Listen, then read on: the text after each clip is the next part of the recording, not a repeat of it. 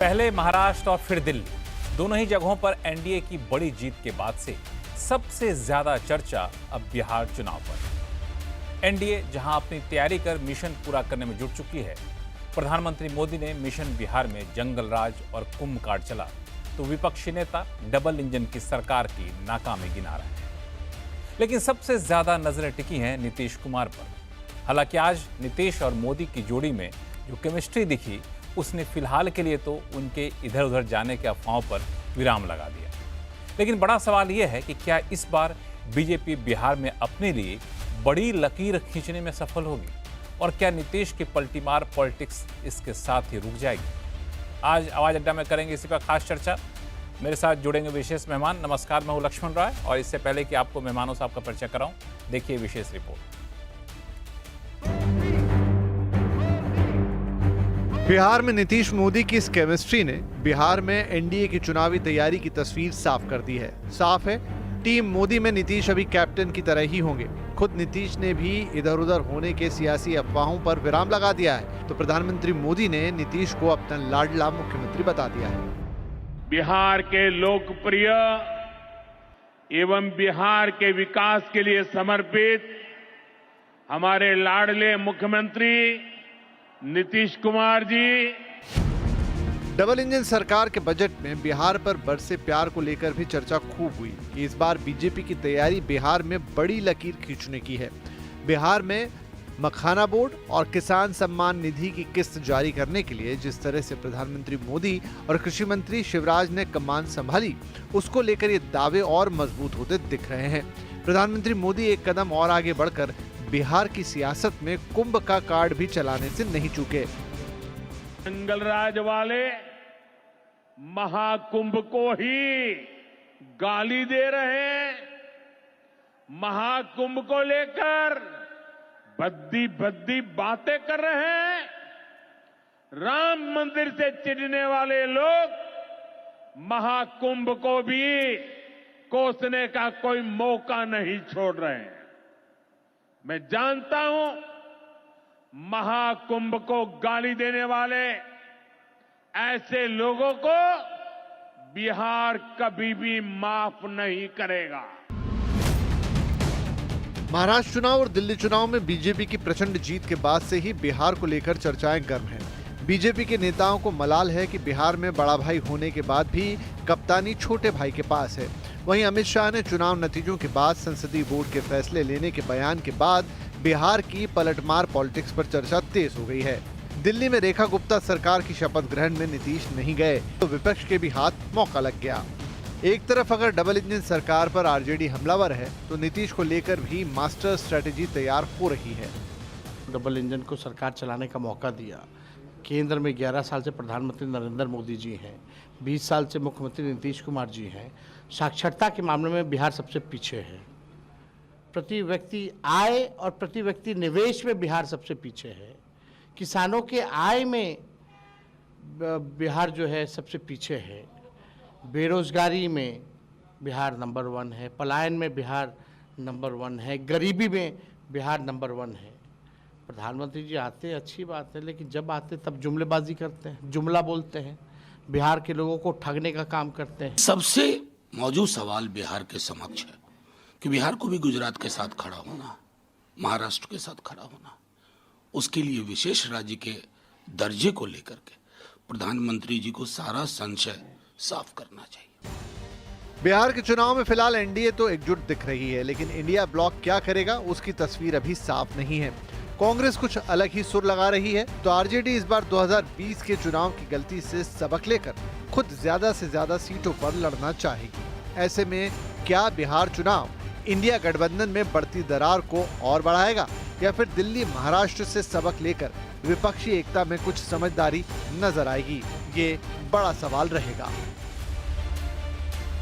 आज इन्हीं सारे सवालों का जवाब ढूंढने की कोशिश करेंगे अपने इस खास शो में, और हमारे साथ जुड़ रहे हैं भाजपा के प्रवक्ता विजय शर्मा जी, जेडीयू के प्रवक्ता राजीव रंजन जी, आरजेडी के प्रवक्ता शक्ति सिंह यादव जी, और कांग्रेस के प्रवक्ता ज्योति कुमार सिंह जी। और साथ ही हमारे साथ होंगे बिहार की राजनीति को बहुत ही करीब से परखने और समझने वाले वरिष्ठ पत्रकार सतीश के सिंह साहब। आप सही मेहमानों का बहुत बहुत स्वागत हमारे शो में। आप सभी को मेरा नमस्कार। शुरुआत में सतीश जी से करूंगा, चूंकि उनका काफ़ी लंबा अनुभव रहा है बिहार के चुनाव की राजनीति को समझने का।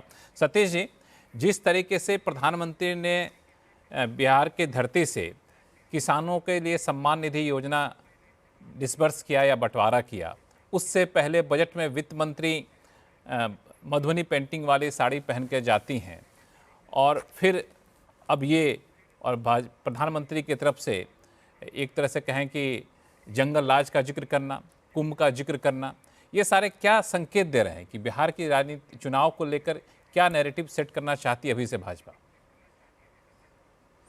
भाई, नीतीश जी को लाडला तो बता रहे हैं मोदी जी, लेकिन हमको लगता है भारतीय जनता पार्टी तरह तरह की यहाँ वहाँ सब जीत के बाद उनके हौसले बुलंद लगते हैं और शायद उसको ये गोल्डन चांस समझते हैं, क्योंकि बिहार में उनको लगता है यही मौका है। और इस बार नीतीश जी का लोग बताते तबीयत खराब है, ये है वो है, तो इसलिए उनको लगता है कि इस बार कब्जा किया जा सकता है बिहार पर। नंबर 1।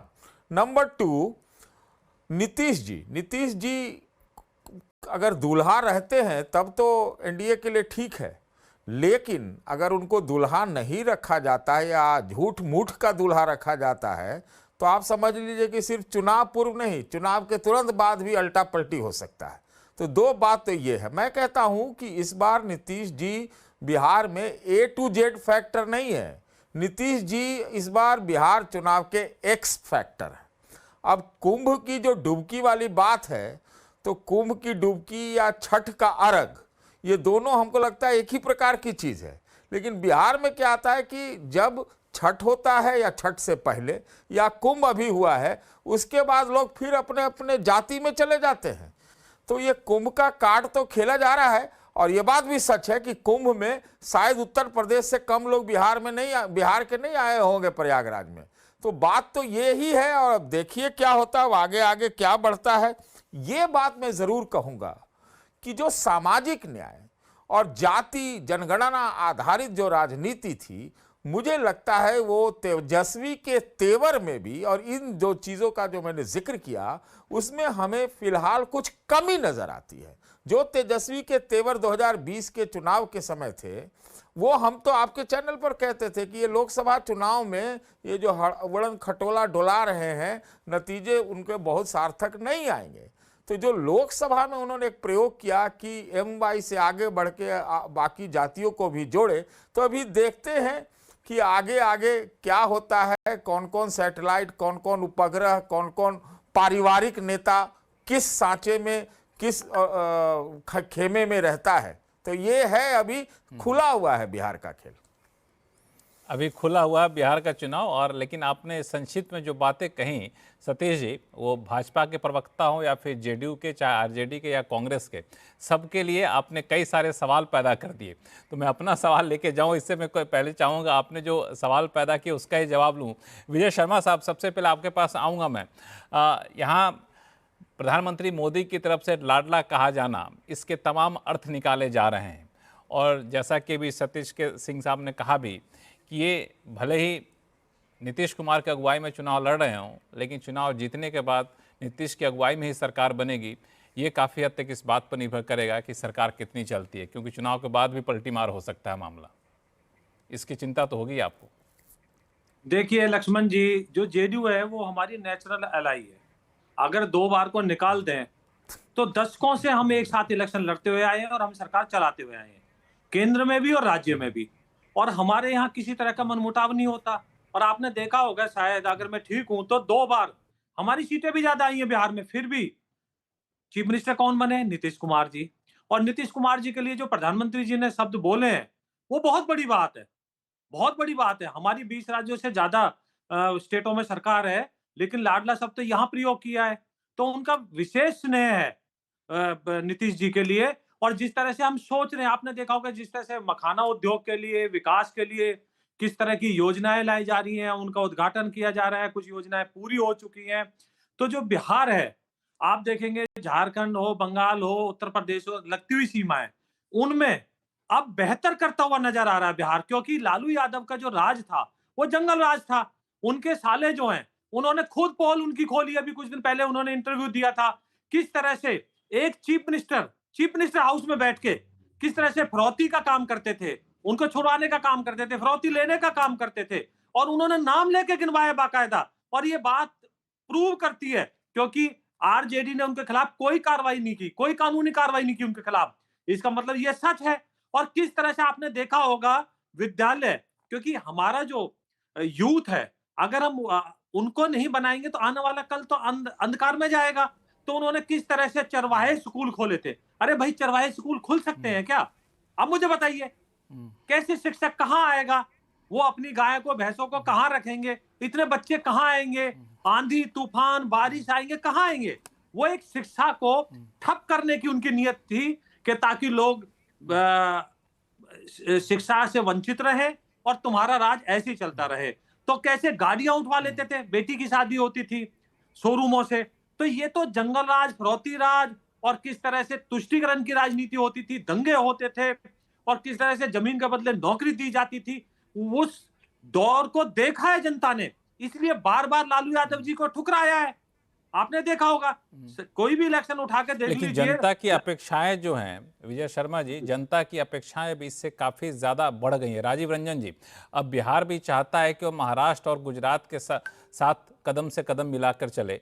बिहार भी चाहता है कि वहाँ पे पलायन वहाँ से रुके। बिहार भी चाहता है कि वहाँ पे रोजगारी के मौके आएँ, रोजगार के मौके आएँ।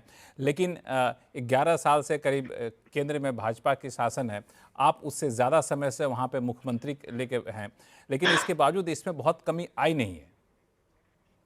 देखिए रोहित जी, बिहार को समझना होगा, आजादी के बाद 1953 में तत्कालीन केंद्रीय मंत्री टीडी कृष्णमाचारी ने माल भाड़ा समानीकरण नीति का ऐलान किया।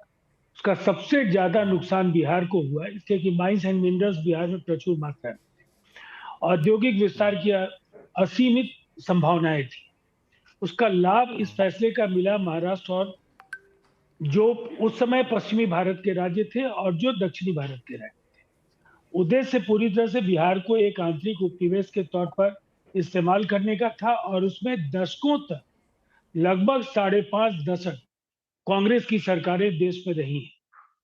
ये 1992 में, ये जिस समय में इस फैसले को वापस लिया गया, तब तक हालात बिगड़ चुके थे और तब तक लालू जी का पदार्पण बिहार में हो गया। और उसके बाद के जो बदहाली के 15 साल, वहां से जहां हम पहुंचे थे, विरासत में खाली तिजोरी, बदहाल व्यवस्था, सब कुछ खत्म होने के कगार पर था। वहां से एक जो शुरुआत हुई, आज हम ये कह सकते हैं कि आज ग्रोथ रेट बिहार का, जो जीडीपी का ग्रोथ रेट है, वो देश में अव्वल है, और लगातार हमारी कोशिशें जारी है। जो लक्ष्य हमने निर्धारित किया विकसित राज्य होने की दिशा में, हम लगातार वहां काम कर रहे हैं। देखिए, नीतीश कुमार जी को अगर समझना है तो बिहार का जो मैंडेट है ना, वो समझना होगा लोगों को। अपोजिशन लगातार सवाल खड़े कर सकता है, वो उनका विशेषाधिकार है, लेकिन कुछ तो ऐसी बात है जो भीड़ से उन्हें अलग करती है। कोई वजह है कि वो जिस अलायंस के भी चेहरे के तौर पर उभर करके आए, जनता ने आंख मूंद कर आशीर्वाद दिया, इसलिए उनको किसी के लिए कुछ नहीं मांगना है, उन्हें भ्रष्टाचार से समझौता नहीं करना है, उनको जो कुछ करना है वो बिहार के हित में करना है, और ये जनता मानती है। हम क्या कहते हैं वो बहुत अहम नहीं है। अभी प्रगति यात्रा में 30,000 करोड़ रुपए से ज्यादा की सौगातें बिहार के सभी जिलों को मिली, लगातार वो घूमते रहे। आज सतीश के सिंह जी तो बिहार को काफी बारीकी से जानते हैं, और काफी यथार्थपरक विश्लेषण भी उनका मैं सुनता रहा।